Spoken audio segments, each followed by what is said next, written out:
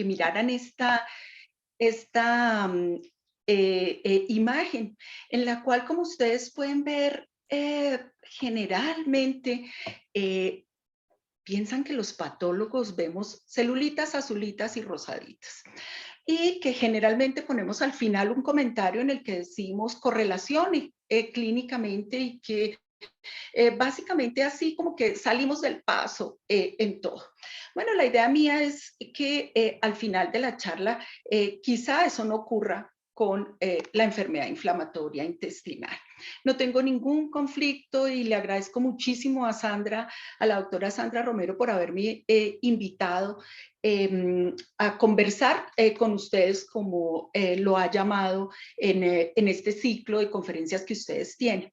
Y tengo algunos objetivos y prácticamente los resumí en estos 4. Uno, que logremos identificar cuáles son los criterios de cronicidad en una biopsia del tracto gastrointestinal, darles algunas claves para el diagnóstico en términos generales de la enfermedad inflamatoria, pero también del Crohn y de la colitis ulcerativa.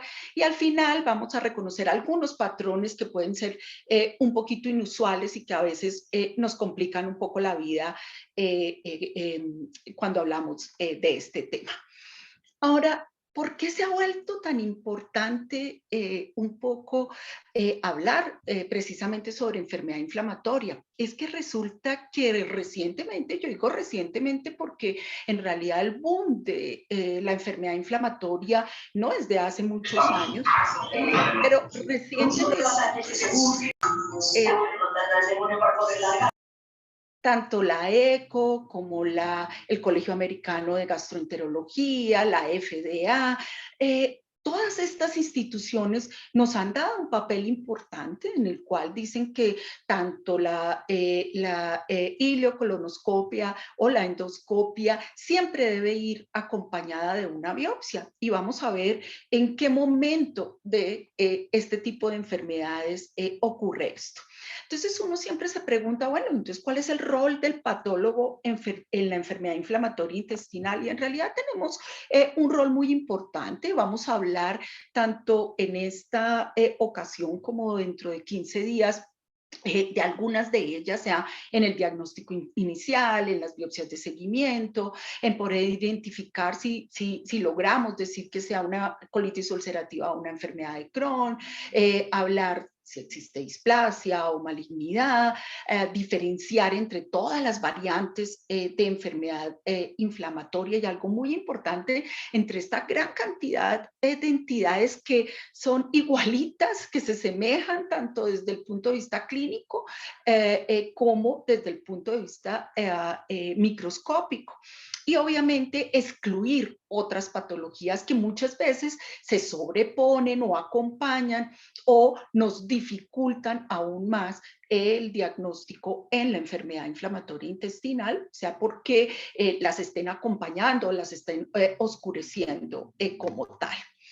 Entonces, como sé que hay residentes, yo quiero que recordemos algunas cosas que pueden resultar muy simples y para algunos dirán, ay, ¿cómo me van a mostrar esto? Y es que algunas cositas se nos olvidan a veces y muy especialmente a los residentes. Recordemos entonces que el intestino delgado, tenemos que son vellosidades que son elongadas, pero en esto es muy importante tener en cuenta que cuando es proximal, es decir, duodeno, el yeyuno proximal, ellas son bastante uniformes, ¿sí? Casi todas son igualitas, casi todas son del mismo tamaño y ellas llegan también hasta la muscular de la mucosa. Entre más distales se vuelven, vamos a tener que hay un poquito de irregularidad en estas vellosidades y especialmente en el ilion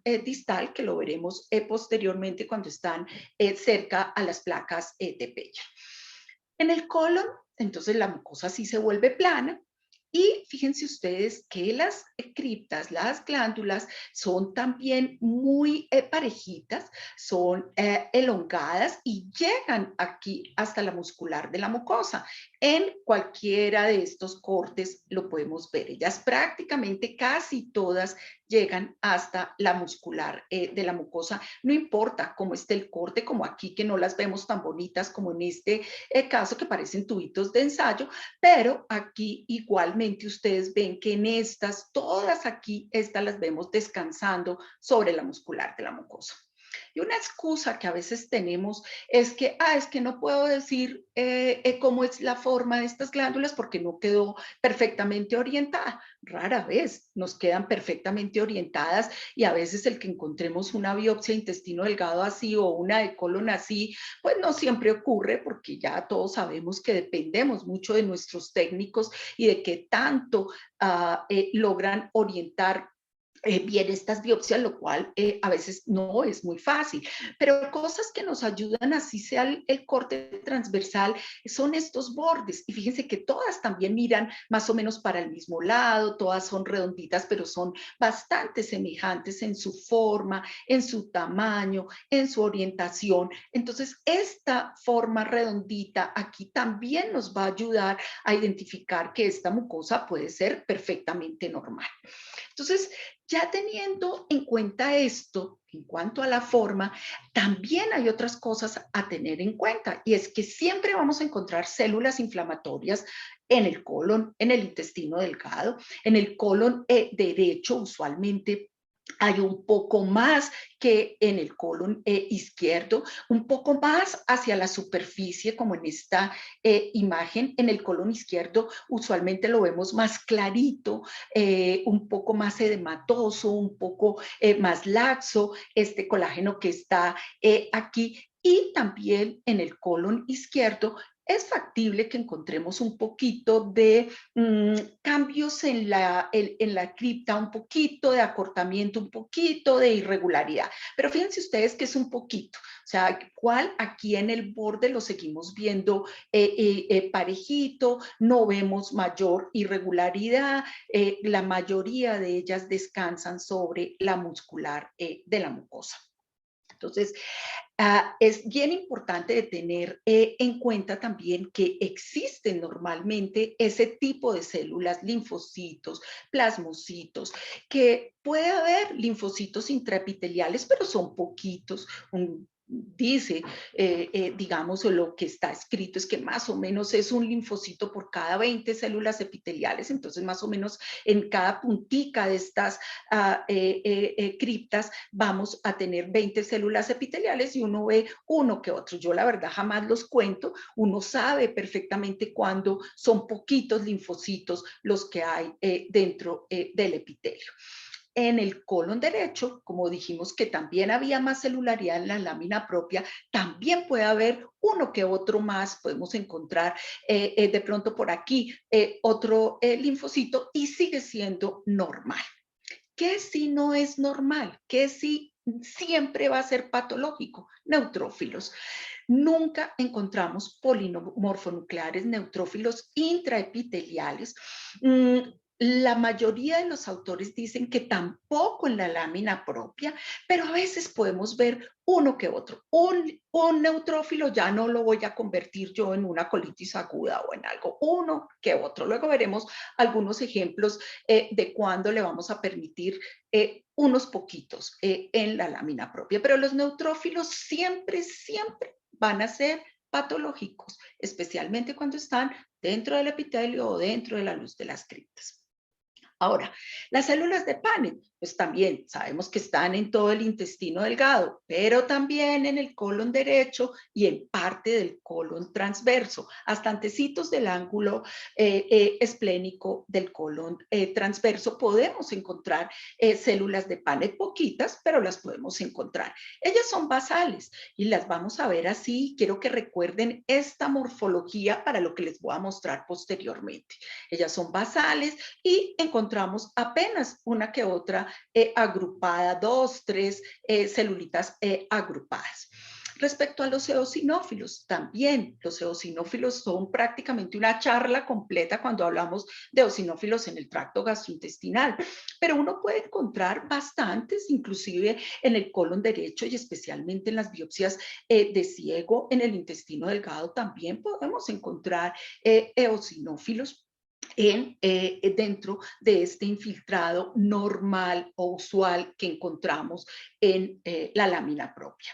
¿Cuánto es el número normal? No se los voy a decir aquí, no lo sabemos, no lo tenemos claro. Hay muchas cosas escritas y en el colon derecho, incluso para algunos autores, pueden ser hasta 100 normales. Entonces uno no los cuenta. Yo creo que nosotros a través del tiempo y entre más miremos y miremos biopsias de colon, nos vamos a dar cuenta qué es lo normal, qué es lo que siempre veo, qué tantos encontramos. Y el día que ustedes encuentren un montón en esa biopsia, ahí mismo van a identificar esto no es normal. Pero normalmente encontramos también eosinófilos en número variable en el colon y principalmente en el colon derecho.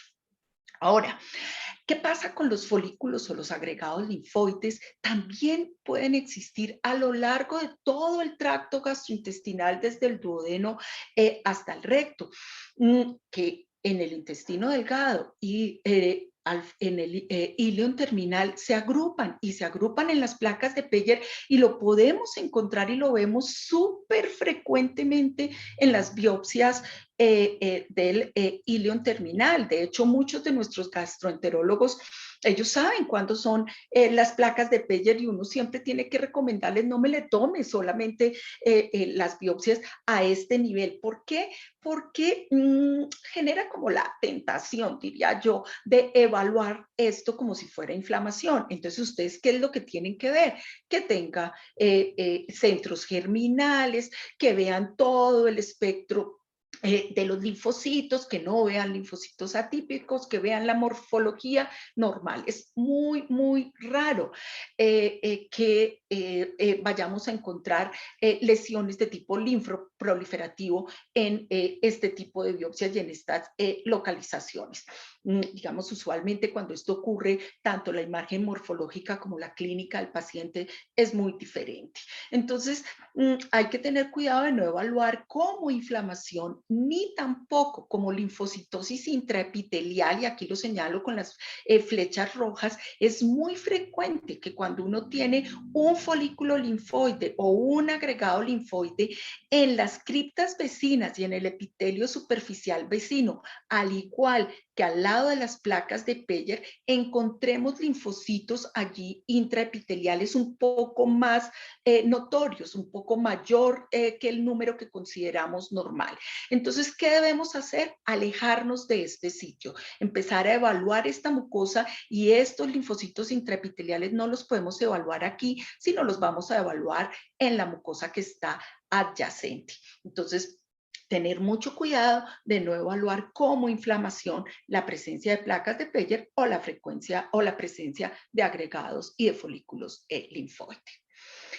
Entonces, cuando nosotros nos enfrentamos a biopsias del tracto gastrointestinal, y lo hablo en términos generales sin importar específicamente o sin pensar solamente en enfermedad inflamatoria intestinal, lo que debemos hacer es hacernos muchas preguntas. Y la primera pregunta es, ¿me parece normal o no me parece normal?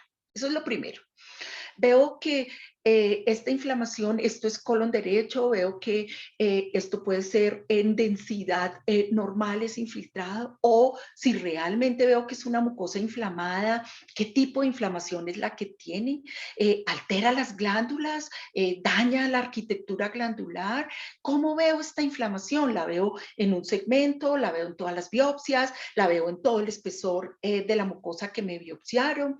Me planteo diagnósticos diferenciales con esto que yo estoy viendo, que tanto se correlaciona con lo que el clínico me está diciendo, con lo que la historia clínica y la endoscopia me dice. Son algunas de las preguntas que nos hacemos, pero que tenemos que tener en cuenta siempre que nos enfrentamos a cualquier biopsia del tracto gastrointestinal. Y vamos a empezar con algunos ejemplos. Si yo les muestro a ustedes estas biopsias, entonces quisiera que dijeran una biopsia, y estos son ejemplos del diario vivir. Le toman la biopsia al paciente porque seguramente es un paciente que tiene diarrea y el clínico le ve zonas de congestión, le ve mucho edema, le ve inclusive erosiones, como puede ser en esta biopsia la superficie.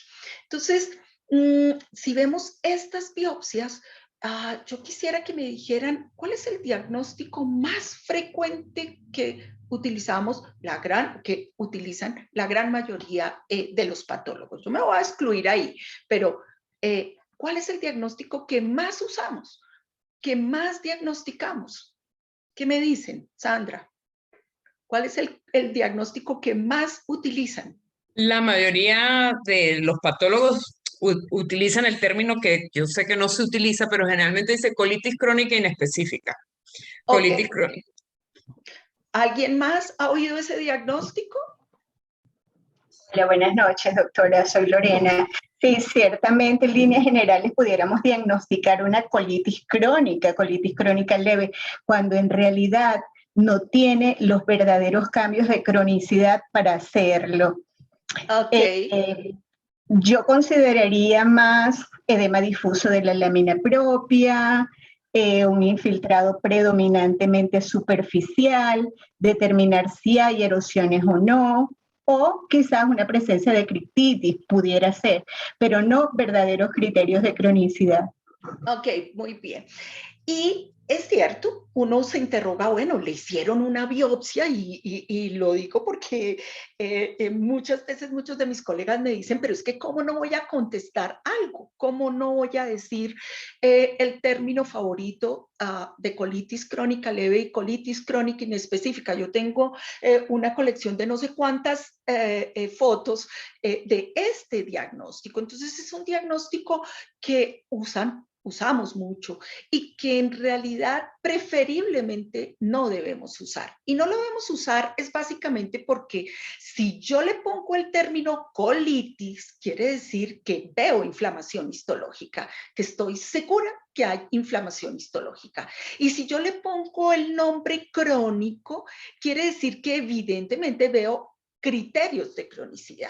Entonces, en esta biopsia que acabamos de ver en esta biopsia que les muestro yo a ustedes, pues puede ser perfectamente normal. Esta es una biopsia del colon izquierdo normal con un acúmulo linfoide. Esta es una biopsia del colon derecho absolutamente normal.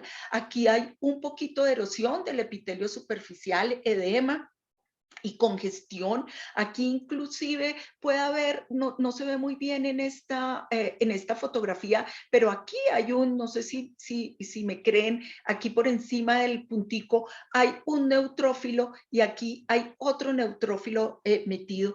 Muchas veces esto es normal o son el término que a mí en realidad me gusta, cuando uno ve neutrófilos de una colitis activa focal, que generalmente ocurre es por la preparación del colon. Depende cómo preparen este colon, depende qué tanto lleve el paciente en ayuno, que si se ha puesto enemas o no, qué tanta diarrea en realidad tuvo el paciente. Incluso puede verlo desde el punto de vista endoscópico, el clínico va a ver erosiones un poquito inclusive aftoides, según lo que ellos llaman, pero ocurre normalmente. Y en otras condiciones también uno puede ver esto. Así que lo ideal es que cuando nosotros veamos en realidad inflamación, podemos hablar de colitis, y cuando veamos cronicidad, que ya vamos a hablar de esto, vamos a hablar de crónico. Pero si no, evitemos usar estos términos y no digamos estos términos, porque un gastroenterólogo que sepa perfectamente y entienda esto, y ellos lo saben, ¿sí? Cuando nosotros le decimos colitis crónica, tachamos a este paciente por el resto de su vida como una colitis crónica. Y él va a pensar que siempre va a tener colitis crónica, y es que se lo dijo un patólogo. Entonces, ojo con esto cuando nosotros no vemos en realidad estos criterios, simplemente decimos biopsia normal o colitis activa focal, o ponemos un comentario como dijo la doctora hace un ratico, edema de la mucosa, congestión, y pare de contar, no le vamos a poner el apellido de colitis crónica. Entonces, ¿cómo identificamos los criterios de cronicidad? ¿O cómo vamos a decir efectivamente esto es crónico, esto tiene una patología crónica? Y hay 4 grandes criterios, 4 de los cuales 2 son muy importantes, que son la inflamación y la distorsión arquitectural. son los más importantes, son los más frecuentes y al menos necesitamos tener 2 de estos 4 criterios. Hay algunos que vemos más frecuentemente, que prácticamente lo tenemos y la condición sine qua non le vamos a poner con colitis, pues es que tiene que tener inflamación, ¿cierto? Y para que le pongamos crónica, pues necesariamente tenemos que tener alguno de los otros criterios o 2 de estos criterios para poder nosotros con tranquilidad firmar el caso diciendo que es una colitis crónica. Ahora, veamos uno por uno de estos. Inflamación crónica, ¿qué es en el colon? Es una lámina propia que la vemos hipercelular, que la vemos azul, que la vemos automáticamente cuando nosotros la vemos en el microscopio, vemos la diferencia de lo que ya conocemos como inflamación crónica. Yo siempre le digo a mis residentes cómo es de importante, por ejemplo, para que nuestra mente sepa qué es en realidad aumento de ese infiltrado de la lámina propia. Lo que más nos va a servir es mirar, por ejemplo, en los especímenes de resección por un adenocarcinoma, cuando miramos cortes de las áreas lejanas al tumor, de las áreas de los bordes de sección, que se enfoquen mucho en esos cortes, porque esos cortes son los que nos dicen qué es lo normal, cómo es lo normal de ese infiltrado inflamatorio que no tiene por qué estar inflamado, lejos de un tumor. Entonces, tener en la mente ese color, esa manera en que se distribuyen las células inflamatorias en la lámina propia, esto nos ayuda a saber qué es lo normal y qué es anormal. Entonces, inflamación crónica es una lámina propia muy azul, una lámina propia hipercelular que predominantemente tiene linfocitos, tiene plasmocitos, tiene eosinófilos, que generalmente es más hacia la base. A veces vemos un poco difuso, ¿cierto? Más hacia la base en fases iniciales de una inflamación crónica. El infiltrado inflamatorio se va a disponer un poco más hacia la base y luego se hace un poco más difuso. Ahora, ¿cómo lo vamos a llamar? También dependiendo de esa celularidad, qué tan severo es, si es poquito, si es más o menos, o si nos parece que está muy denso y demasiado azul. Ahora, en enfermedad inflamatoria intestinal, un criterio que es clave y que nos ayuda muchísimo también es precisamente este término de plasmocitosis basal y en muchas de las enfermedades inflamatorias crónicas del colon. Es que veamos, ustedes ven aquí la muscular de la mucosa. Esta es la muscular de la mucosa. Fíjense cómo se ha acortado y las glándulas que las vemos con unos bordes muy tranquilos, casi que podríamos decir que paralelas, se han acortado y este espacio se llenó de plasmocitos, tiene muchos plasmocitos, también hay linfocitos, también hay eosinófilos, pero esto es el término de plasmocitosis basal. La plasmocitosis basal en enfermedad inflamatoria está más o menos en el 40% de los casos, en fases iniciales, y posteriormente esto se hace difuso. También, no solo en fases iniciales, sino, por ejemplo, en aquellos pacientes que están en tratamiento y que hacen recurrencia de la enfermedad, nuevamente vuelve a aparecer la plasmocitosis basal. Entonces, la conocemos primordialmente en ese primer diagnóstico, en ese momento inicial. Y esto es bien importante porque a veces es un hallazgo útil para el clínico, muy especialmente en colitis ulcerativa, aun cuando no veamos ninguno de los otros criterios. Lo único que encontramos es plasmocitosis basal. No vemos otros criterios ni de cronicidad, ni de una inflamación transmucosa, ni nada que nos haga pensar o tener con claridad que se trata de una enfermedad inflamatoria intestinal. Entonces, esto que le dice es una voz de alerta, es una voz de alerta para el clínico y uno lo debe poner, ¿cierto? Veo una biopsia donde me llama la atención esta plasmocitosis basal tan importante. Entonces, ellos deben saber que es un criterio temprano que puede aparecer especialmente en colitis ulcerativa y que es preferible que este paciente nuevamente lo vuelva a biopsiar, pero por ahí en unas 6 semanas, ¿sí? Más o menos mes y medio, vuélvalo a biopsiar y vemos si ya aparecen los otros criterios de cronicidad. El segundo criterio que nos gusta muchísimo, que le ayuda a uno montones, es la distorsión arquitectural. Y distorsión arquitectural, como el nombre lo dice, es que veamos las glándulas acortadas, bifurcadas, y esto es que encontremos más de una cripta bifurcada en un mismo fragmentico. Este fragmento tiene, así como estas que les muestro, una y dos criptas, esta que tiene como 4 y esta que tiene como 3. Es que las glándulas ya dejan de estar parejitas, sea porque estén redonditas todas ellas y mirando todas para el mismo lado, o recuerden que tienen que estar como tubitos de ensayo. Aquí no, aquí unas están acostadas, otras están paradas, unas están oblicuas, entonces hay cambios en la forma, en el tamaño, en la orientación de estas criptas. Son esas formas extrañas, son esas formas que yo digo que se parecen a personas, a animales, a cosas, y ustedes le ponen imaginación a estas figuras que les muestro yo a ustedes, a ver a qué animal se les parece, a ver a qué cosita, a una galleta, aquí a un arbolito de Navidad, a qué cosas se parecen esas glándulas. El hecho es que sabemos, obviamente, que esto es totalmente anormal. Esta es una colección que la tomé de una conferencia del doctor Appelman, en el que él muestra el conejo, la ardilla, el mico, el pulpo, el pescadito. Miren ustedes, hacen formas de cualquier cosa. Entonces, esa es fácil, esa no se nos olvida, el que veamos las criptas de cualquier forma, tamaño, orientación. La atrofia de la mucosa también, solo que esta la vemos en fases más tardías, las vemos en pacientes que ya han sido tratados y manejados. Entonces, atrofia, ¿qué es? Que vemos o las glándulas chiquiticas o vemos pérdida de las glándulas. Fíjense que aquí todo este espacio de esta biopsia no hay una sola glándula. Eso es atrofia glandular. Y en el intestino delgado, pues que dejamos de ver las vellosidades, que el intestino delgado empieza a parecerse como si fuera un colon.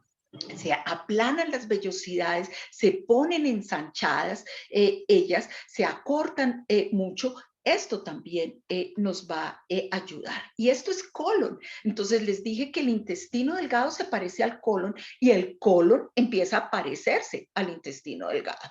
Y es lo que hace estas superficies ondulantes, vean ustedes, aquí hace casi vellosiforme. Esto lo vemos muy frecuentemente o especialmente, por ejemplo, en colitis ulcerativa, en estas imágenes de los pseudopólipos, cuando nos biopsian los pseudopólipos, es precisamente esto lo que se ve que ocurre, es precisamente por la inflamación y porque esta mucosa empieza a remodelarse.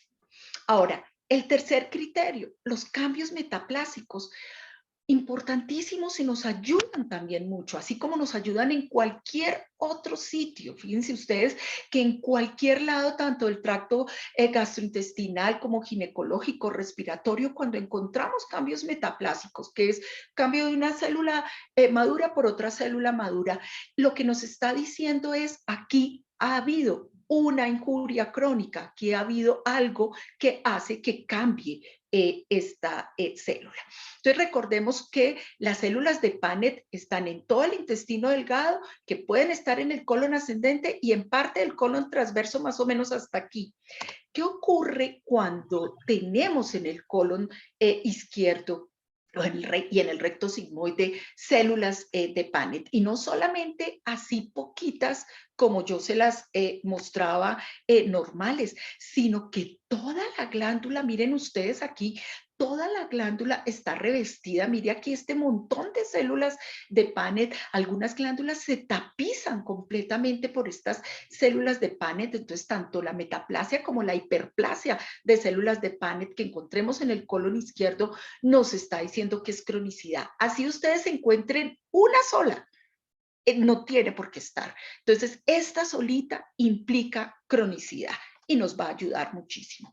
Igual en la metaplasia pseudopilórica o metaplasia gástrica, como la quieran llamar, que es encontrar estas glandulitas que parecen un antro gástrico y las podemos encontrar o en cualquier parte del colon o en el intestino delgado principalmente. Entonces, en cualquier parte del intestino delgado, recuerden que en una duodenitis crónica, si encontramos metaplasia, nos ayuda para ponerle el término duodenitis crónica. Aquí igual, si vemos metaplasia en el intestino delgado o en una metaplasia pseudopilórica o en el colon transverso o colon ascendente, eso también es cronicidad y es metaplasia. Igual, la metaplasia mucinosa. Recordemos que en el intestino delgado, y esto es una biopsia de intestino delgado y es donde generalmente ocurre esto, entre más distal, más células caliciformes tenemos. Si yo tengo un intestino delgado en el que prácticamente no veo enterocitos, fíjense ustedes que aquí todas las criptas están, además que están distorsionadas, las estoy viendo llenas de células caliciformes, llenas de células mucoproductoras y no estamos viendo enterocitos, se han reemplazado prácticamente por esto. Esto también ocurre especialmente en el ileón terminal y también puede ocurrir en cualquier parte del colon y generalmente ocurre cuando ya llevan bastante tiempo o cuando están en pacientes post-tratamiento, empezamos a encontrar un poco más esta metaplasia mucinosa. Y aquí dejo un mensaje que es muy importante y que yo creo que este es algo de lo que le tenemos que transmitir a nuestros gastroenterólogos y que ellos, yo estoy segura y yo quisiera que ustedes me contaran si a ustedes les meten todo en un mismo frasquito. ¿A ustedes les meten colon derecho, colon izquierdo, colon transverso en un mismo frasquito? ¿O todos se lo separan divinamente? No, hay muchos gastroenterólogos que lo mezclan todo, con la idea, pienso yo, de ahorrarle al paciente algo y meten todo Sí. en un frasco. Hay otros bueno, que lo separan, pero la mayoría lo meten en un solo frasco. Eso ocurre mucho y ocurre en todas partes. Meten todo que porque entonces les cobramos más, que porque le quieren ahorrar. Yo creo que es un ahorro absurdo, es un ahorro ridículo, porque precisamente por lo que acabamos de ver. Si todo está metido en un frasco, ¿yo cómo voy a saber que esa metaplasia que veo o esas células de Panet que veo en el colon no son las normales del colon derecho? ¿Cómo hago para saberlo? No podemos. Eso sí, a ese punto de adivinar no llegamos los patólogos. Entonces, algo muy importante que tenemos que tratar de insistirle a nuestros clínicos, y yo creo que eso es parte del trabajo de nosotros como patólogos, es transmitirles a ellos las dificultades que nosotros tenemos y este tipo de cosas para que ellos sepan que si me van a meter todo en un solo frasquito, voy a dejar de ver un criterio que para nosotros es muy, muy importante para poder decir que hay cronicidad, ¿sí? Entonces, y nos ayuda montones poderlo hacer. Si a mí me dicen que meten la biopsia del ileón y la biopsia del colon, métanlo, del colon derecho, ese sí yo puedo decir cuándo es intestino delgado y colon, ¿cierto? Pero no colon derecho y colon izquierdo. Así que sí, tenemos que insistirle a los clínicos que por favor, además de identificar divinamente los frascos, necesitamos que por lo menos las biopsias del colon derecho y del colon izquierdo las separe, porque así no vamos a poder nosotros o vamos a poder nosotros identificar un criterio muy importante como son los criterios metaplásicos. Ahora el último, yo diría que menos importante en las biopsias, porque los cambios estromales los vemos especialmente en los especímenes o se hacen más evidentes en los especímenes de resección. Rara vez las biopsias del tracto gastrointestinal tienen representación de la submucosa. Muchas veces podemos ver muscular de la mucosa. Entonces, cuando tenemos representación de la muscular de la mucosa, nos puede servir porque criterios de cronicidad es que la encontremos así, gordita, que veamos una muscular de la mucosa gruesa. Recuerden que la muscular de la mucosa son apenas 2, 3 hileritas de fibras musculares y yo aquí tengo como 10. Entonces, si tengo una muscular de la mucosa gruesa, me ayuda. Si tengo una muscular de la mucosa reduplicada, fíjense ustedes, aquí lo muestro con las flechas azules, una muscular de la mucosa gruesa por acá, otra muscular de la mucosa por acá. Esto es reduplicación de la muscular de la mucosa. Esto generalmente ocurre cuando la mucosa se está remodelando, cuando la mucosa ha tenido tratamientos. Entonces, empieza a remodelarse haciendo esta reduplicación. El hecho es que me puede servir si me la encuentro. Hacerle coloraciones y hacerle tricrómico, ahí sí pienso yo que es perder la platica. Entonces, yo jamás, nunca lo hago, pero si alguien tiene y alguien quiere hacerlo y tiene buena representación de la submucosa, pues podría hacérselo para ver. Pero la verdad yo creo que con los ojos uno ve que esta submucosa está engrosada y está fibrosada, porque la submucosa es muy laxa, la submucosa uno no le ve tanto colágeno. Entonces cuando uno la ve muy rosada, muy colagenizada, pues uno sabe que esto es fibrosis. En realidad estos cambios estromales los vemos, como les digo, más en los especímenes de resección, más que en las biopsias. Así que los 3 criterios anteriores son los que usualmente encontramos, los que más frecuentemente encontramos. No vamos a poder hablar de colitis crónica si no tengo inflamación y si no tengo alguno de todos estos 2, por lo menos 2 de estos criterios que me digan hay cronicidad. Entonces, ya tenemos esa primera parte, ¿cierto? Ya podemos decir que es una colitis crónica. Pero ¿cuándo digo yo que está activa? Digo yo que está activa es cuando hay inflamación aguda. Entonces, inflamación aguda quiere decir polimorfonucleares neutrófilos. ¿Y qué es neutrófilos en la lámina propia? Neutrófilos en la criptitis, es decir, que están permeando el epitelio de las criptas. Criptitis con abscesos crípticos, y absceso críptico es más de 3 neutrófilos juntico. Aquí les es un grandísimo, pero si vemos 3 neutrófilos normales chiquitos, no tienen por qué estar dentro de una glándula, y eso es inflamación aguda. Y siempre, siempre neutrófilos en el colon es patológico, siempre, en cualquiera de sus formas. Esta criptitis en la lámina propia, en las fisuras, que estas fisuras las encontramos más en los especímenes quirúrgicos, y especialmente es muy raro que uno vea esta forma así como un cuchillo metido como un ángulo, que lo veamos en una biopsia. Es muy inusual. Si no lo encontramos, pues estamos de buenas. Estas erosiones, fíjense ustedes que erosiones que veamos solo el epitelio de la superficie despulido, no lo vemos claramente, a veces lo vemos como por encima, que se ha desprendido del epitelio de la superficie, y generalmente está acompañado de la inflamación aguda de la lámina propia, y en esta imagen de un absceso críptico aquí y otro absceso críptico. Y las úlceras, básicamente uno en la úlcera no encuentra ya criptas, y lo que vamos a ver es una proliferación de vasos, fibrina y mucho infiltrado inflamatorio linfoplasmocitario y de neutrófilos. Entonces, esto siempre es patológico. Entonces, cuando tenemos algo, aquí la pregunta es, ¿y eso sí es enfermedad inflamatoria intestinal? ¿Cómo hago yo? ¿Qué hago yo? ¿Cómo voy a diagnosticar yo esto cuando tengo?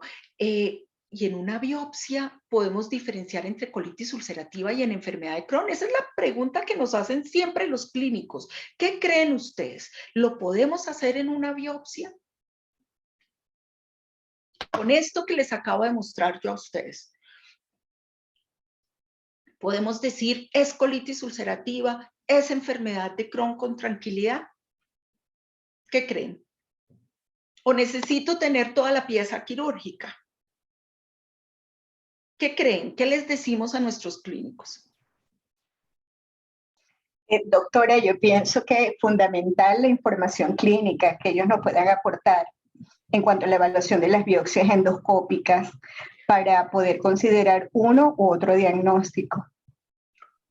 Bueno, y si tengo inflamación, si tengo información clínica y algunas de estas cosas probablemente podamos decirlo. Eso es lo que me estás diciendo. Si tengo información clínica y veo criterios de cronicidad y criterios de actividad. Sí. Ok. Entonces, no siempre es fácil, pero es posible.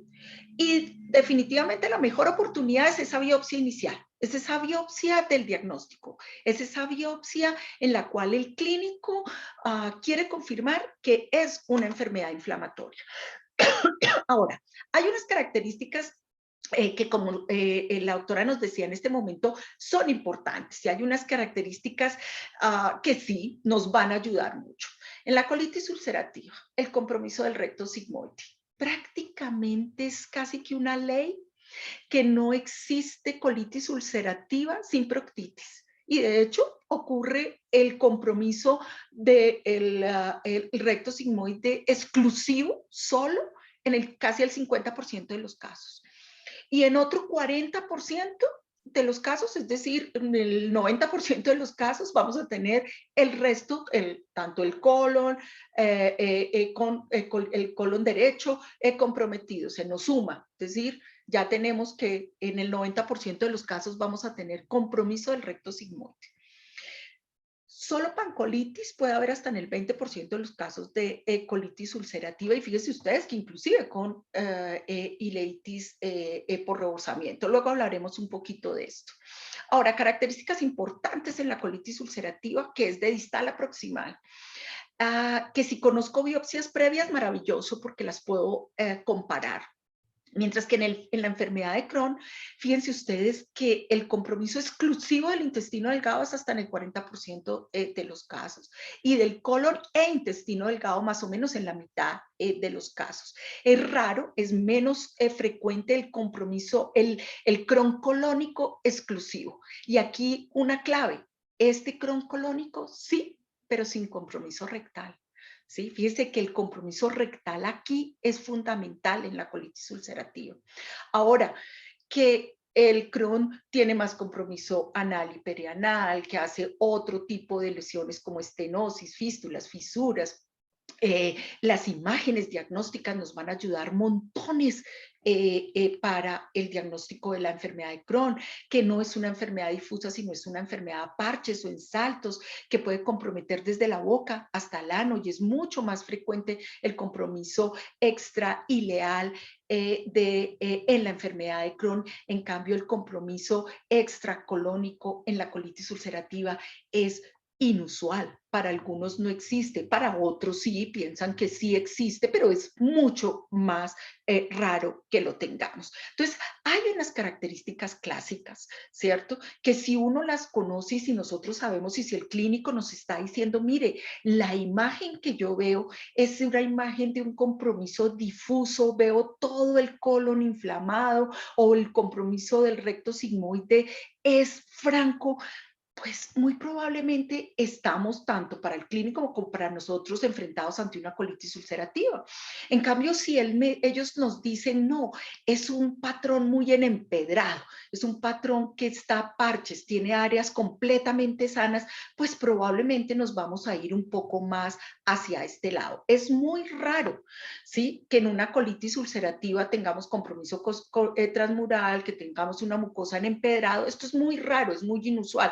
Lo vamos a ver y ahora les muestro yo a ustedes algunos ejemplos de algunas de las variantes inusuales, pero en las formas clásicas, que afortunadamente son las más frecuentes, ¿sí? Aquí el compromiso es difuso y el compromiso rectal, y aquí el compromiso es a saltos, y para la imagen endoscópica es muy claro este patrón en empedrado y nos puede ayudar.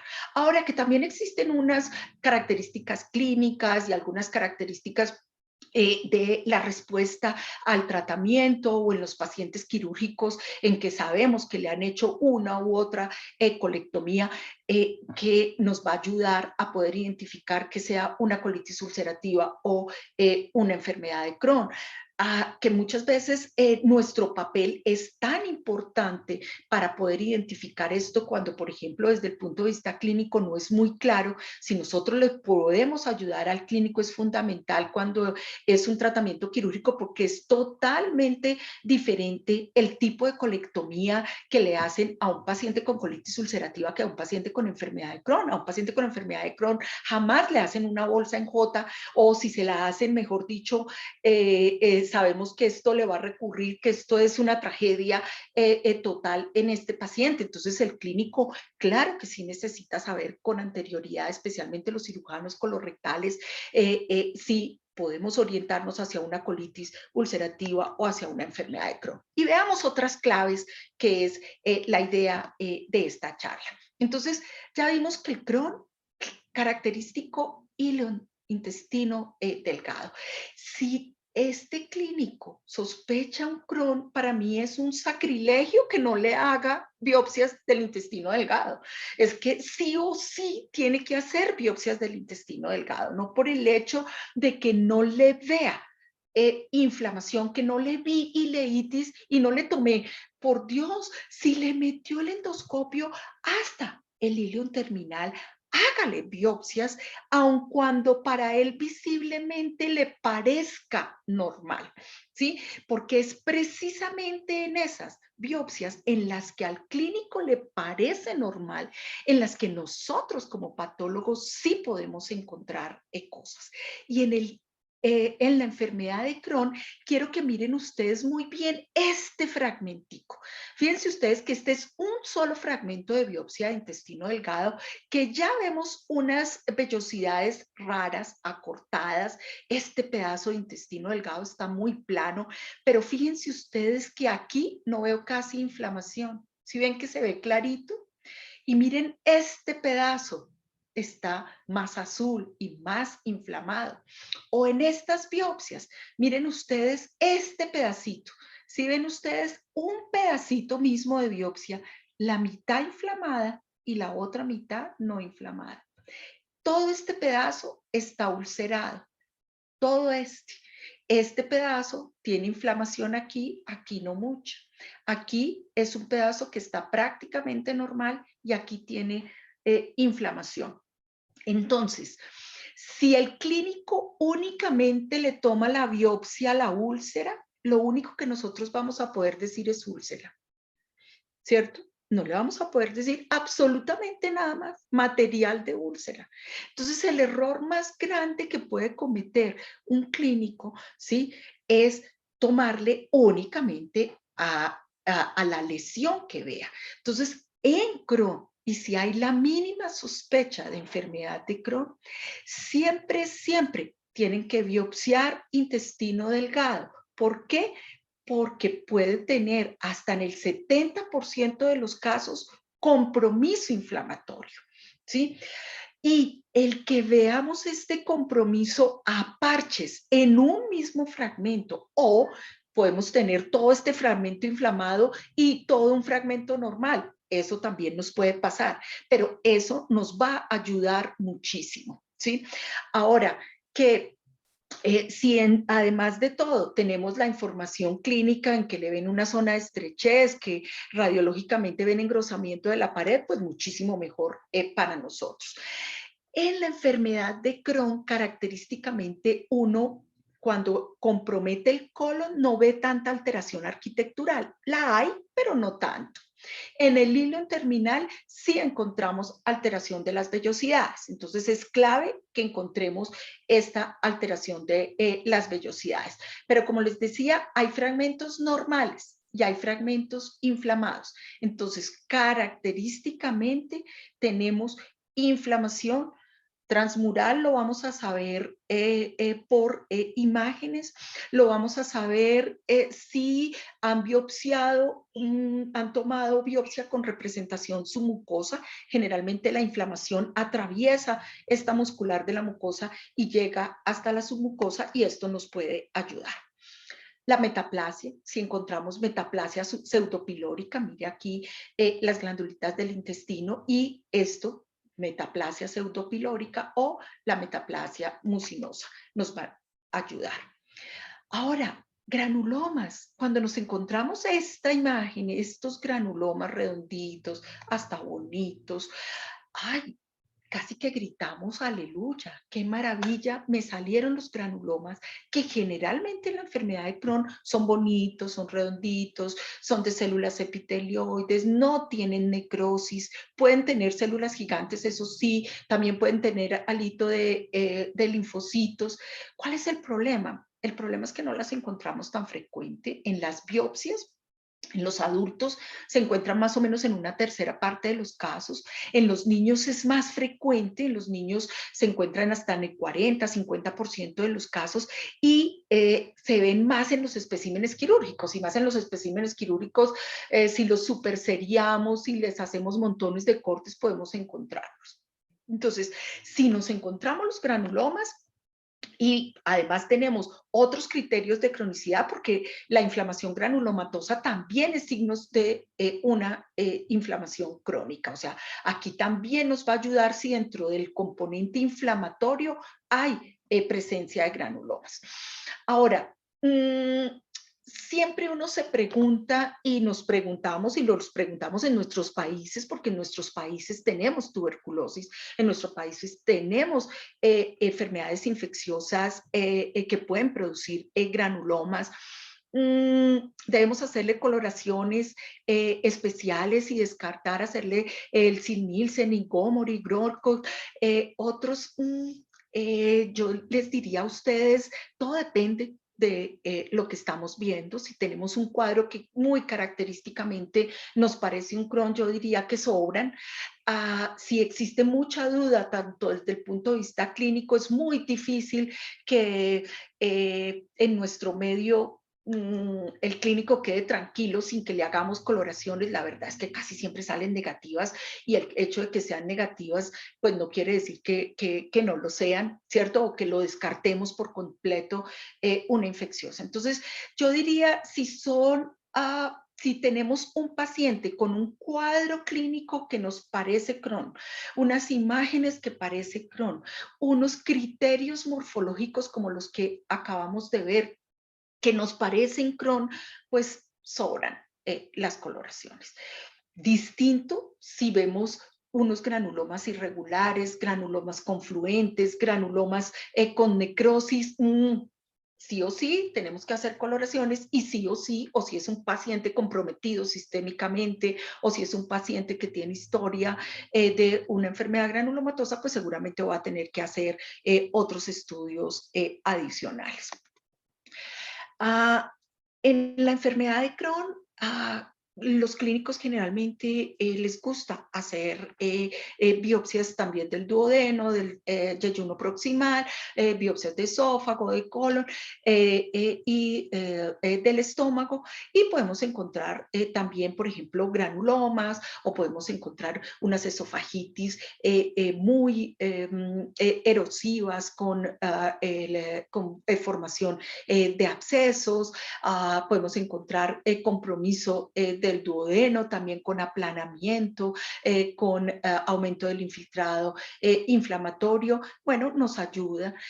Hasta en una tercera parte de los casos puede haber compromiso exclusivo, por ejemplo, del canal anal y de las fisuras anales. Y ojo, por ejemplo, en esos especímenes de fisuras anales es muy importante hacer un súper estudio de esas fisuras anales, ese tipo de lesiones a este nivel, y no pasarlas tan desapercibidos, porque si encontramos granulomas o si encontramos algún criterio en las glándulas que nos haga sospechar una enfermedad inflamatoria, puede ser el diagnóstico inicial. A diferencia de esto, en la colitis ulcerativa la inflamación generalmente se limita a la mucosa. En algunas ocasiones se pasa un poquito a la submucosa, especialmente cuando tenemos pancolitis o cuando tenemos una inflamación muy importante.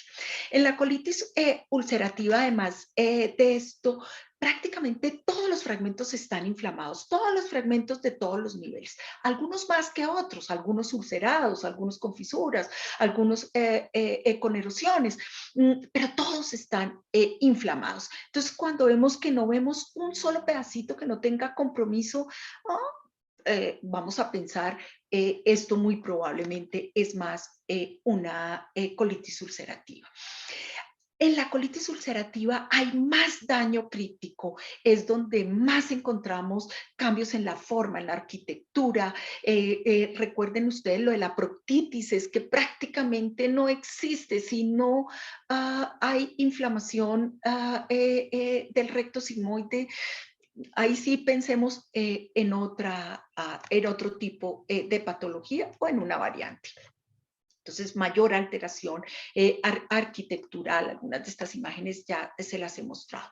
Puede haber granulomas, sí, hasta en el 20% de las colitis ulcerativas podemos encontrar granulomas, pero estos granulomas son granulomas como feitos, son granulomas mal formados, son granulomas que mi recomendación siempre es hacer cortes seriados y tratar de buscar esto, tratar de encontrar en los cortes que esté rota esta glándula, que es el sitio donde por extravasación de esta mucina ha producido reacción inflamatoria y se observan los granulomas.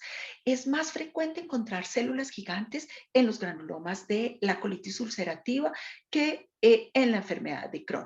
Sin embargo, nos puede a veces causar problemas, a veces cuando, por ejemplo, no logramos demostrar este compromiso o tenemos una sola biopsia o no nos han seriado, no hemos tenido buena representación de otros niveles, entonces nos queda muy difícil a veces. Entonces, uno que tiene que hacer, tratar de hacer hasta el máximo, si uno ve que toda la biopsia está inflamada, que no veo lesión en parches y además tengo información clínica, pues tratar de aclarar que este granuloma y especificarle muy bien al clínico, es un granuloma pericríptico, es un granuloma de colitis ulcerativa, porque muchos de ellos tienen en la mente que si nosotros decimos granuloma, automáticamente es una enfermedad de Crohn. Entonces nos toca siempre aclararlo mucho con nuestros clínicos. Ahora, la pregunta más importante es, ¿cómo vamos a informar entonces estas biopsias? Y yo les diría a ustedes, hay dos escenarios muy importantes, dos cosas, dos caminos para coger. Y vamos a ver cuáles son. El primero de ellos es el que yo digo que no tiene ni principio ni fin. No tengo información clínica, solamente tengo una biopsia, solamente tengo, no me siento cómodo, no me siento confortable con ponerle a este paciente o una enfermedad de Crohn o una colitis ulcerativa, sea porque no tengo ninguna información o sea porque sentimos que aquí me falta representación y no tengo criterios. Entonces, ¿cuál es el patrón? Y yo creo que esto, hablar de patrones en colon es muy importante, ¿sí? El patrón en el cual yo estoy diciéndole al clínico, mire, yo veo una colitis, porque vimos la inflamación, la veo crónica, porque encontré los criterios de cronicidad y la estoy viendo activa. Entonces, patrón de colitis crónica activa. O en el ilion igual, un patrón. Estoy viendo ileitis, porque vemos inflamación, crónica, porque demostré los criterios de cronicidad y activa, porque encontré la inflamación. Si yo no tengo criterios, yo puedo tener esta biopsia aquí y decir esto es una colitis ulcerativa seguro, pero a veces dentro de 15 días vamos a ver que no es así de fácil, ¿cierto? Entonces, ¿qué hacemos? Ponemos un patrón y podemos hacer perfectamente un diagnóstico por patrón, ¿sí? Y hacemos un comentario en el cual decimos cuáles son nuestras dudas. porque la muestra está limitada, porque este patrón se ve en infecciones, se ve en tóxico-medicamentosas, o la puedo ver en enfermedad inflamatoria intestinal como enfermedad de cronocolitis ulcerativa. Aquí es donde, ¿cómo es de importante la información clínica? ¿Cómo es de importante que el clínico haya muestrado las cosas en una forma adecuada? ¿Sí? Porque si solamente me sale la úlcera, ahí no le puedo ni siquiera poner el patrón, sino úlcera, punto, ¿cierto? Si él lo único que me biopsió fue esto. Entonces, un consejo, si no tengo inflamación, si no tengo información clínica, patrón. Diagnósticole con patrón, patrón de colitis crónica activa, le pueden poner también, por ejemplo, patrón de colitis crónica destructiva glandular, con actividad ligera, moderada, severa, ¿sí? Como ustedes le quieran poner, si no tengo información. Ahora, distinto si yo tengo información, si es mi primer biopsia con una información clínica completa, con unos criterios clínicos que apoyan una enfermedad inflamatoria, y si yo tengo los criterios como los que acabamos de decir, en los cuales favorecemos un Crohn, pues claro, si veo granulomas, si veo una lesión a parches, si veo cambios de cronicidad, pues yo puedo poner mi diagnóstico, biopsia de colon o biopsia de ilio en 2 puntos aparte, enfermedad inflamatoria intestinal de tipo enfermedad de Crohn, de tipo colitis ulcerativa, con actividad ligera, moderada, severa. Ahora, si ya conozco la historia, ¿cierto? Si es un paciente en seguimiento, yo también voy a poder poner, es una colitis crónica que se está curando, es una colitis crónica que está en remisión.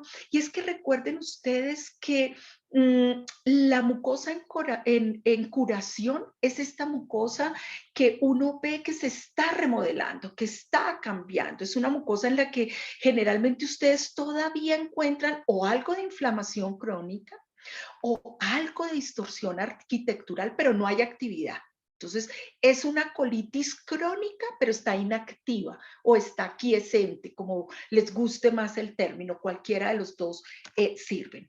Ahora, esto es muy importante porque es que las colitis cambian con el tiempo, las colitis cambian con el tratamiento. Eso es el objetivo. El objetivo es llegar a curar esta mucosa. Pero aquí, para que yo pueda decir y pueda poner en mi diagnóstico colitis crónica inactiva, tengo que conocer la historia clínica, tengo que saber qué fue lo que pasó para ver si aquí le voy a poner una enfermedad inflamatoria intestinal inactiva o quiescente.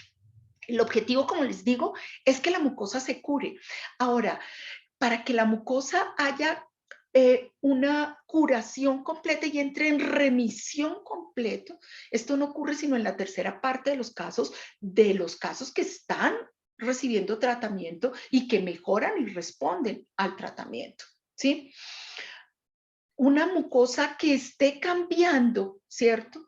En el que yo pueda ver cambios poquitos, que yo veo todavía queda, por ejemplo, aquí atrofia o veo alteración arquitectural. Miren que aquí hay acortamiento de estas glándulas, un poquito de cambio en la orientación, un poco azul, esta mucosa.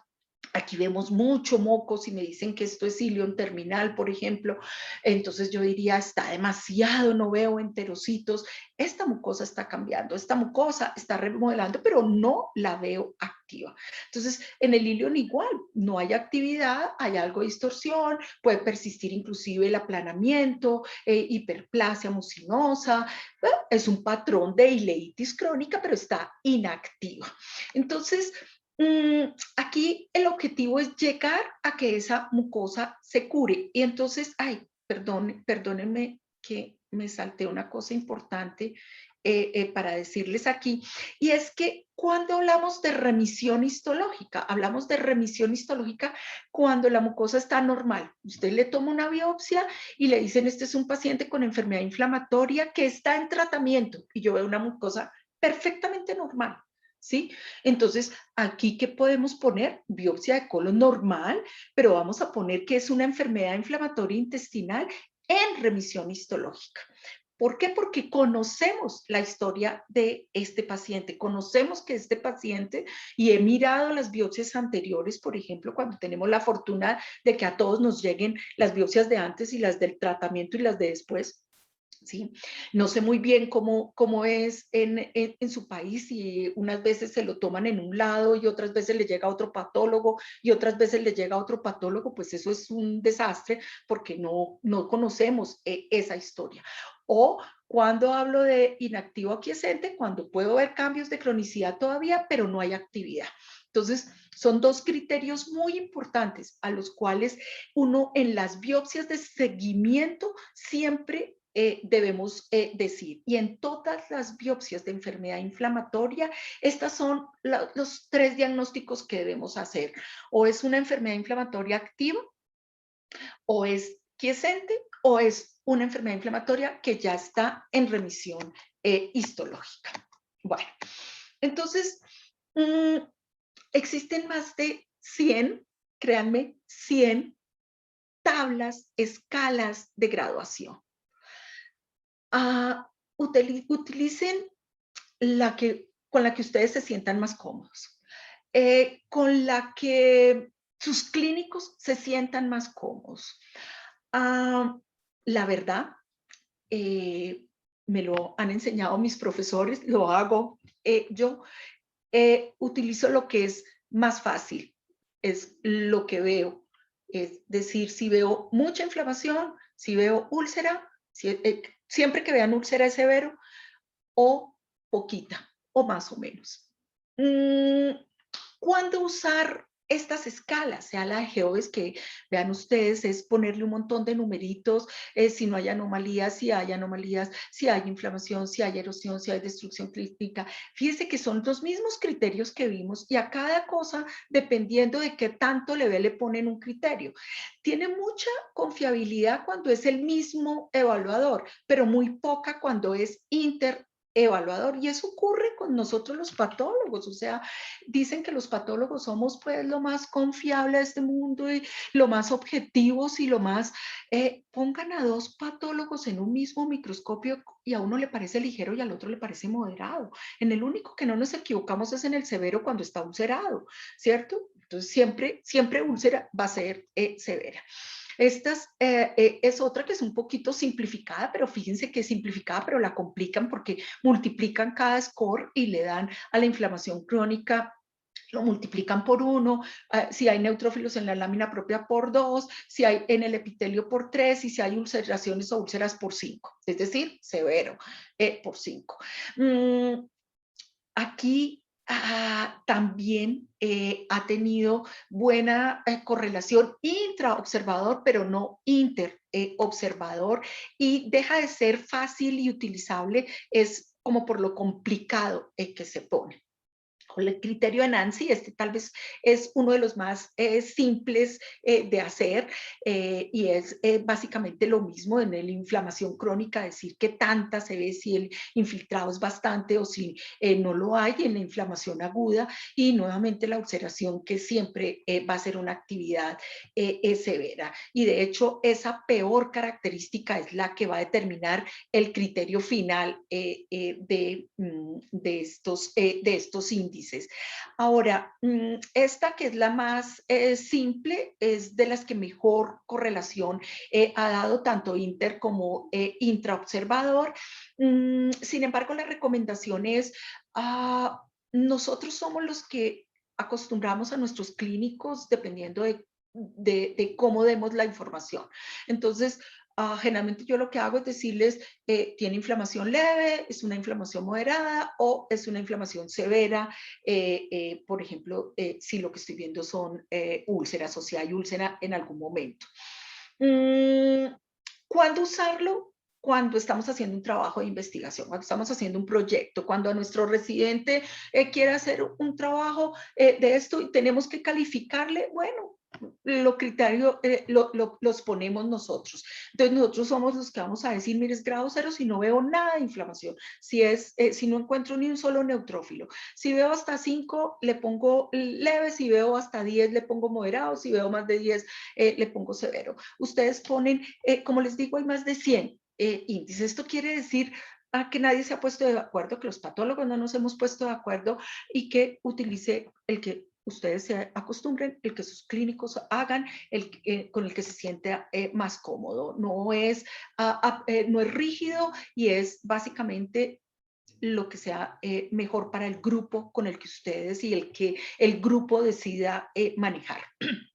Ahora, no siempre es, yo digo que hasta aquí está lo fácil, ¿cierto? Pero no siempre es eso. A veces tenemos un revuelto que parecen peras con manzanas o limones con peras y no veo claro.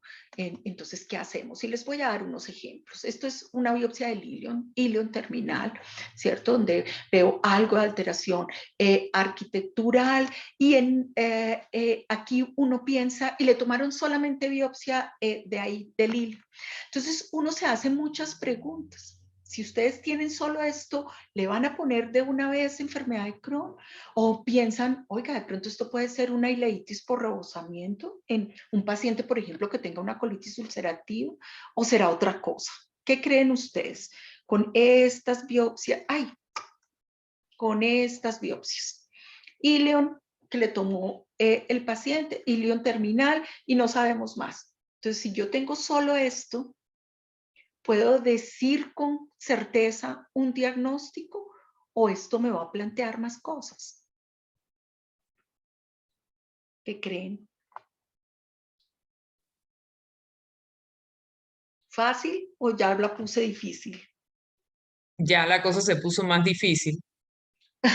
La cosa se pone difícil, ¿cierto? Y es que hay ileitis en la colitis ulcerativa y la respuesta es sí. Ileitis en colitis ulcerativa puede haber por muchas causas. Alguna de las que más conocemos es la ileitis por rebosamiento, ¿cierto? Cuando hay una pancolitis, ahí es cuando el compromiso del colon derecho es muy importante y la válvula ileocecal se ha hecho insuficiente y al hacerse insuficiente esta válvula ileocecal, hay rebosamiento de esta inflamación e inflama. Ahora les digo algunas claves para que pensemos en ileitis por rebosamiento. Pero también si es un paciente que tiene una colitis ulcerativa y hizo una artritis, por ejemplo, y se puso a tomar AINES, le puede dar ileitis. O si hace una sobreinfección, le puede dar ileitis. O tiene un sobrecrecimiento bacteriano o cambios isquémicos en los viejitos, porque acuérdense que la enfermedad inflamatoria es de picos de edades. Entonces, también hay muchas cosas por las cuales un paciente tiene ileitis. La ileitis terminal en la colitis ulcerativa, como les decía, es más en pancolitis, es más en pacientes que tienen un compromiso del colon derecho muy importante, muy especialmente pacientes, por ejemplo, con colangitis esclerosante primaria, ¿sí? Y ocurre en esos casos, hasta en el 20% de los casos, ileitis terminal, ¿cierto? Allí vamos a ver inclusive una inflamación muy, muy severa, una inflamación con úlceras, una inflamación que nos hace dudar. Entonces, ¿cuándo uno va a favorecer una enfermedad de Crohn en estas biopsias de ileitis? Una, que el clínico me diga el compromiso es del ilion terminal 10 centímetros. Dudémoslo, ¿cierto? Cuando vemos granulomas, cuando vemos metaplasia pseudopilórica, cuando el clínico o sabemos por imágenes radiológicas que tiene inflamación transmural, muy probablemente es Crohn y muy probablemente es un Crohn que tiene compromiso del colon derecho, ¿sí? Entonces, ahí vamos a poder favorecer una enfermedad de Crohn. O si solo es compromiso del ilion terminal, entonces vamos a favorecer una enfermedad de Crohn y si no tenemos compromiso del colon derecho. Al contrario de si sabemos que es un paciente con una pancolitis o con una inflamación de todo el colon o es un paciente con colangitis esclerosante, pues muy probablemente es por el contrario acompañante de la colitis ulcerativa. Y veamos otro ejemplo. Aquí nos dicen que tiene una inflamación a nivel cecal y le toman biopsias del ciego y de la región periapendicular. Entonces miren ustedes, ¿hay cronicidad en estas biopsias? Sí hay. Hay cronicidad, de acuerdo. Vemos inflamación, alteración en la forma, tamaño, orientación glandular. Entonces, aquí tenemos un patrón de colitis crónica, ¿cierto? Puede que haya algo de actividad. Entonces, o hago un diagnóstico morfológico como el que vimos, ¿cierto? O sabemos más, necesitamos saber más, porque si a mí me dicen que este paciente también tiene compromiso distal, ¿sí?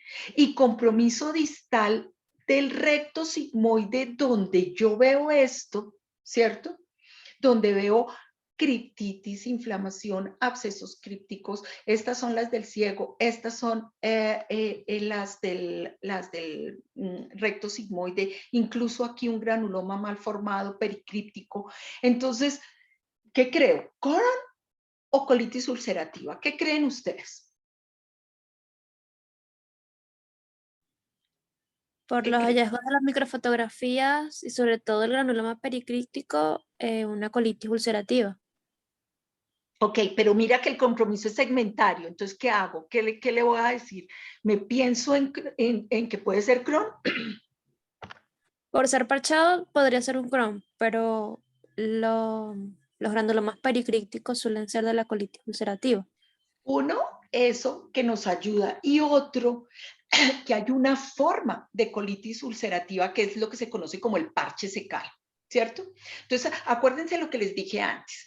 El Crohn, generalmente cuando hay compromiso colónico del Crohn, el recto no está comprometido. En cambio, cuando tengo el parche secal, que es el que nos rompe todas las reglas y el que nos saca canas, ¿cierto? Es raro que ocurra, pero aquí ocurre que sí tengo compromiso distal. Entonces, cuando yo tengo compromiso distal o compromiso total, aunque sea una lesión en parches, ¿sí? Esto es una colitis ulcerativa, ¿sí? Ahora, problema es que muchas de estas lesiones también pueden deberse a enfermedades infecciosas, por ejemplo. Entonces aquí uno se tiene que llenar de criterios, tanto desde el punto de vista clínico como favorecer perdón, y saber específicamente que tiene compromiso distal.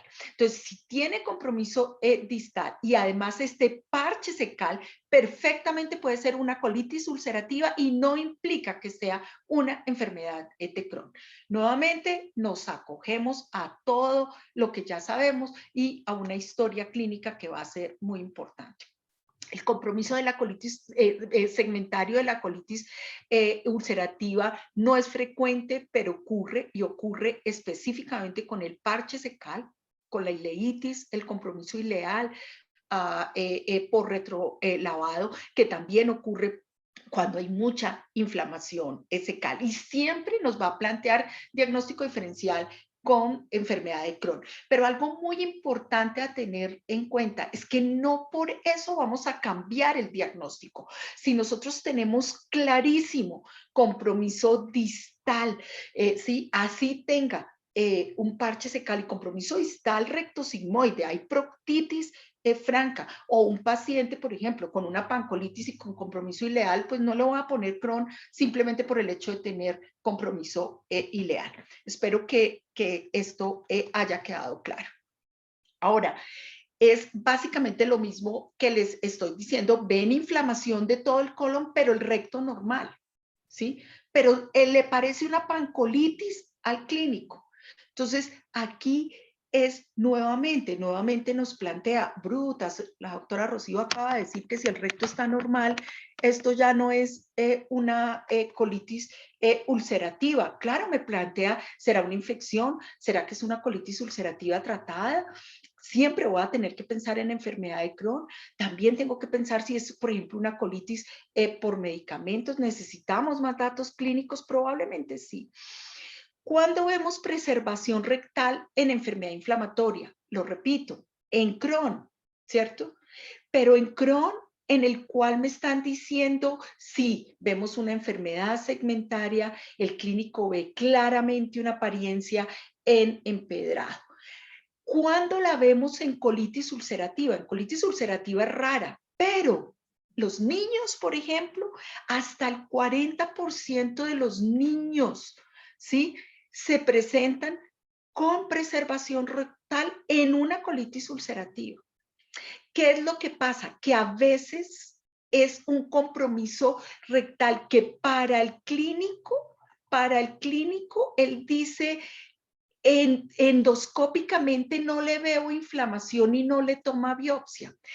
En varios estudios, cuando a estos pacientes le han hecho biopsia del recto, nosotros sí vemos algo de inflamación e inclusive algo de alteración arquitectural, y esto podría ayudar al diagnóstico. Entonces es muy recomendable que el clínico recuerde esto para que aun cuando él vea el recto normal, ¿sí?, le tome biopsias a este recto y no se le olvide tomar biopsias. Y muy especialmente si es un niño, si es un paciente que tiene colangitis esclerosante primaria, si es un paciente que le han dado tratamiento y tratamiento con enemas de 5-asa o de mesalazina, estos pacientes recuperan rápidamente el recto cuando hacen especialmente terapias locales, y entonces puede poner en problemas, digamos, nuestro diagnóstico, porque estamos viendo una preservación rectal.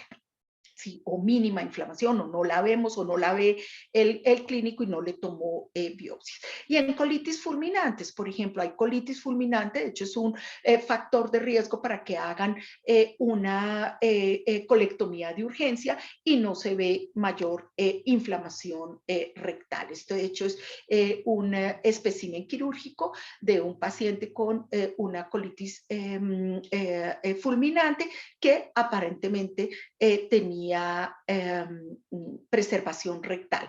Pero generalmente aquí va a ser muy importante toda el seriar este tipo de especímenes, o que el clínico tome biopsias, porque generalmente esa preservación no es absoluta y existe algún grado de inflamación. Entonces existen muchos patrones que parecen Crohn, pero que son colitis ulcerativa, que debemos recordar y que ya ustedes los han visto aquí en los niños, cuando son granulomas, entonces buscamos los pericrípticos, en pacientes con colangitis esclerosante primaria, donde es más frecuente la colitis ulcerativa que la enfermedad de Crohn, cuando son pacientes que han recibido tratamiento, pacientes que están incluso en remisión y que ya no se les ve enfermedad a nivel rectal, o que hacen una lesión en parches.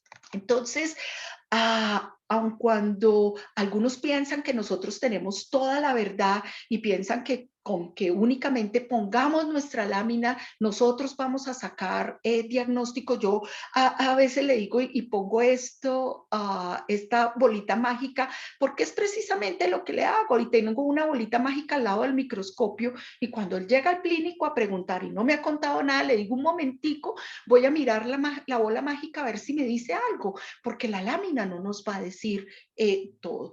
Entonces, algo muy importante que quiero transmitirle especialmente a los residentes que están aquí es que los patólogos somos médicos que nos están interconsultando.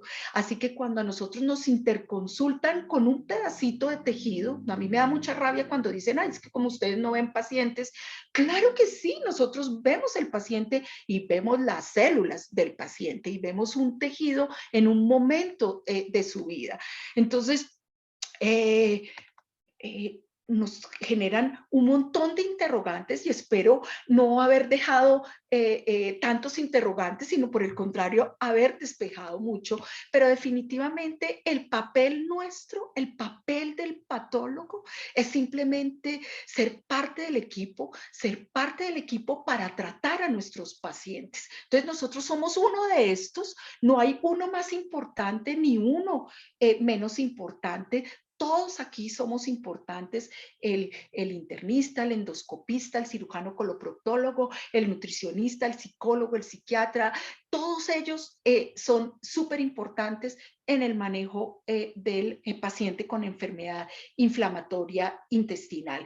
¿Cuál de estos es el patólogo, el primero, el último, el de la mitad, no importa cuál, simplemente todos estamos cogidos de la mano para tratar a nuestro paciente. Muchas gracias y espero sus preguntas. Muchas gracias, doctora Rocío, por esta espectacular revisión de todos estos hallazgos que a todos nos traen problemas y nos ha llevado de la mano desde la histología hasta la parte más compleja. De verdad que muchísimas gracias y estoy segura que van a salir algunas preguntas por acá. Sí, señora. Cuéntemelas todas, como dicen. Vamos a ver. Pueden, aquí Lorena tiene su manito levantada, adelante. Sí, bueno, darle las gracias a la doctora y felicitarla, porque esto fue así como una novela de un tema tan complejo como es este. Súper encantada, doctora, con su conferencia. Y imagino que por cuestión de tiempo, pues no tocó el tema de las displasias asociadas a este tipo de... No. Imagino que fue por eso. Entonces, a no. razón de eso, solo una pregunta, doctora, porque me surge esa inquietud. En estos casos donde nos conseguimos lesión o masa con displasia, ¿verdad? ¿Qué nota cree usted que pudiéramos hacerle al clínico o qué llamado de atención para determinar si esto pueda estar asociado o no a la enfermedad inflamatoria intestinal o simplemente es un hallazgo, algo esporádico? Ok, no hablé nada de displasia a propósito, porque de hecho eso es toda una charla únicamente de la displasia y cáncer en enfermedad inflamatoria intestinal. Pero en primer lugar, digamos que ya el término de displasia asociada a masa o displasia, ¿cómo era que se llamaba antes? Adenoma-like, ya ninguno de esos dos términos se utiliza, ya es si encontramos o no displasia. Y en términos generales, para hacerlo como fácil, la de bajo grado es la que se te parece a un pólipo adenomatoso, a un adenoma tubular en el colon, eso es displasia de bajo grado. Todo lo demás que veas lo vas a tener que ver en dos escenarios. O está muy inflamado y entonces lo vas a clasificar exactamente igual como lo clasifican en cualquier otro sitio del tracto gastrointestinal y está demasiado inflamado. Yo no sé si estos son cambios que ocurren por la inflamación o no. Aquí es muy discutido, por ejemplo, digamos que es un tema muy álgido en enfermedad inflamatoria. Afortunadamente los gastroenterólogos ya saben que, por ejemplo, tomar biopsias aleatorias no es lo recomendable, porque si nosotros encontramos una displasia de alto grado en un solo fragmento, este paciente pues ya se va para colectomía total, más o menos, si no sabe de dónde es el sitio. Entonces, muchos de estos que antes se llamaban adenoma-like, pues son los pólipos inflamatorios y son más por la inflamación. Entonces, la clasificación se hace como de displasia en cualquier otro sitio del tracto gastrointestinal y de clave bajo grado solamente cuando se te parece a un adenoma. Son igualitos a un adenoma tubular. Eso es displasia de bajo grado. Y todo lo demás o se nos va para el lado indeterminado o se nos va a la displasia de alto grado. Otro día les hablo de solo displasia y cáncer, la quedamos debiendo, Sandra, cuando haya un huequito y hablamos de eso en enfermedad inflamatoria. Seguro, ya lo tenía en mi mente, pero ya me da pena abusar. No, con mucho. A mí la enfermedad inflamatoria, llevo muchos años trabajando en enfermedad inflamatoria y realmente es un tema que me apasiona, que me parece absolutamente maravilloso. Y el que más maravilloso me parece es lo que vamos a ver en 15 días. Es cuándo sí, cuándo no, enfermedad inflamatoria, porque la enfermedad inflamatoria es fascinante, es la que más problemas nos pueden poner. Y en sí la patología inflamatoria del colon. Creo que es la patología más difícil, la más fácil. A mí siempre me ha parecido la tumoral. Es tumor o no es tumor y le pongo apellido y ya. En cambio, la patología inflamatoria es la que más retos nos impone como patólogos. Totalmente de acuerdo y estoy segura que los asistentes piensan lo mismo, sobre todo porque es una de las charlas que más asistentes ha tenido. Casi llegamos a los 60 asistentes y es por Me esto, alegro mucho. porque es un tema muy complejo y que todos tenemos problemas en el día a día de estos diagnósticos. Entonces, bueno, súper agradecida por la charla, por la claridad, lo didáctica que fue. De verdad que muchísimas gracias Mucho gusto. por compartir con nosotros estos martes. Claro que sí, con mucho gusto. No sé si hay más preguntas. Vamos a ver. Creo que no hay más preguntas por hoy. Las guardarán para el próximo martes, el siguiente, y nos estamos viendo entonces por acá mismo. Claro que sí, con mucho gusto. Es un placer Muchísimas para mí. gracias. Hasta luego, que estén Hasta muy bien. luego. Hasta luego.